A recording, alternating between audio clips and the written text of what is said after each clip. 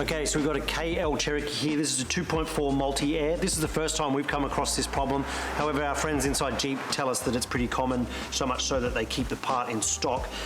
So what's happened here is this is actually the oil pump. This bolts to the bottom of the block inside the sump. It actually bolts the way it's sitting here in the sump. So when it's in the car, you can't actually see these.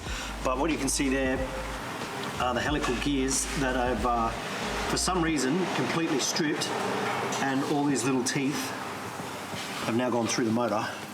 So the way it works is there's a timing chain that connects to this little gear. It goes on there, that runs off the crankshaft, and it turns that, which, if it's all working properly, would also turn that. But given that we're, oh, there we go, a little bit.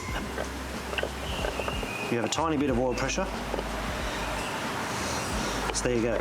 So the way to do it is to replace this complete oil pump. This is also a balance shaft. It can be done without taking the timing cover off, but it's not much fun because this chain has a hydraulic tensioner on it. So you really need to know what you're doing if you're going to do this in the car without removing the engine. And there you go.